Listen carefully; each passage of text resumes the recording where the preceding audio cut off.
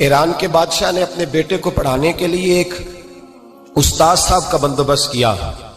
استاد صاحب کو کہا کہ میرے بچے کو دین پڑھائیے، میں چاہتا ہوں کل اس نے عنان حکومت کو سنبھالنا ہے تو یہ دین سے آگاہ ہو جائے، اس کو کچھ سکھائیے، پڑھائیے۔ بہت نیک بزرگ بڑے درویش عالم پڑھانے لگے، اسباق مکمل ہو گئے، دین کے اسباق قرآن مجید پڑھایا، احادیث طیبہ کا درس دیا، اصول فقہ سے روشناس کرایا۔ جب بچے نے مکمل تعلیم حاصل کر لی اور آمین ہو گئی، دستار ہو گئی، فارغ ہو گئے، تو پھر ایک دن استاد صاحب نے کہا بیٹے کل تم نے ضرور آنا ہے، کچھ بات کرنی ہے۔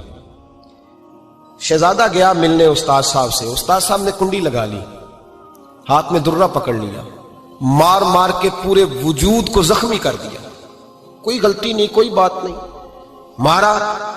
اب بچہ آیا آ کے بادشاہ سلامت سے کہا کہ ابا جی سمجھ نہیں آئی، بڑا مارا ہے استاد۔ تو سیانے تھے نا بادشاہ، یہاں تو قاری صاحب روز کٹہرے میں کھڑے ہوتے ہیں، مولوی صاحب آپ نے میرے بچے کو کیوں مارا ہے؟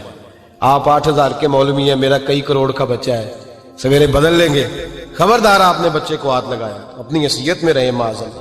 جو قومیں استادوں کو کٹہروں میں کھڑا کرتی ہیں وہ ترقی نہیں کر پاتی، جو استادوں کو کٹہروں میں روز کھڑا کرتے ہیں۔ کہا ابا جی بڑا مارا ہے، تو والد بڑے سمجھدار تھے، کہنے لگے بیٹا استاد باپ ہوتا ہے، وہ زیادتی نہیں کرتا، کوئی بات ہوگی میں تیرے استاد کو کٹہرے میں نہیں بلاؤں گا۔ اماں سے بات کی، اماں کہنے لگی بیٹا میں تیرے باپ سے کیسے بات کروں، ڈر آتا۔ وقت گزر گیا، 22 سال بیت گئے، 22 سال گزر گئے، بادشاہ کا انتقال ہوا، شہزادہ تخت پہ بیٹھا، پہلا حکم یہ دیا کہ میرے استاد کو بلاؤ، پہلا حکم۔ استاد جی بوڑھے ہو گئے تھے، چھڑی کے اوپر ٹیک لگا کے آئے اور بھویں سفید ہو کے جھک گئی تھیں، یوں آنکھ کھول کے بڑی مشکل سے دیکھا، کہنے لگے شہزادے حکم ہو۔ کب میں شہزادہ نہیں، اب میں بادشاہ بن گیا ہوں۔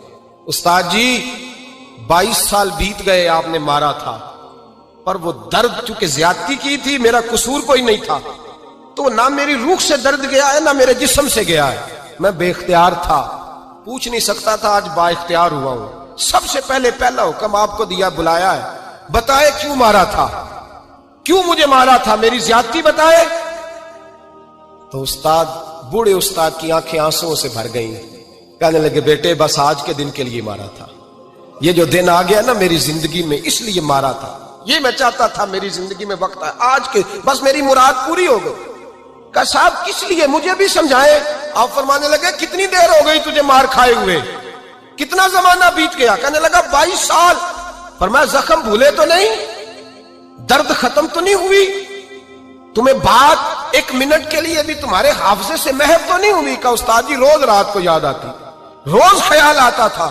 استاد کہنے لگے بھائی تو بے اختیار تھا، پوچھ نہیں سکا، 22 سال تجھے یاد رہا، مجھے پتا تھا تو ایک دن حکمران بنے گا، میں نے تجھے اس لیے مارا تھا کہ بیٹے یاد رکھنا، کسی پہ ظلم نہ کرنا، اگر تجھے 22 سال تک یاد رہا ہے تو جس پر تو ظلم کرے گا اسے بھی قیامت تک یاد رہے گا، اور یہ یاد رکھنا تو آج با اختیار ہوا تو تو نے مجھے بلا لیا ہے، قیامت کے دن غریب با اختیار ہو جائیں گے، مظلوم با اختیار ہو جائیں گے، وہ با اختیار ہوں گے للہ الواحد القہار، رب کریم کی بارگاہ کے اندر ان کا اختیار ہوگا، اکیلے اللہ کی حکمرانی ہوگی، پھر وہ بلائیں گے بڑے بڑے کج کلاہ، دنیا میں جن کی پگڑیاں اونچی تھیں وہ سر جھکائے کھڑے ہوں گے، دنیا میں جو ڈکٹیٹر بنتے تھے ان کی پشتیں لال ہوں گی، ان کو غدار لکھا جائے گا، قیامت تک نہیں بھولے گا۔ ظلم کرنا تو سوچ سمجھ کے کرنا، اتنا کرنا جتنا تم سہ سکتے ہو، اتنی زیادتی کرنا جتنی قیامت میں تم برداشت کر سکتے ہو۔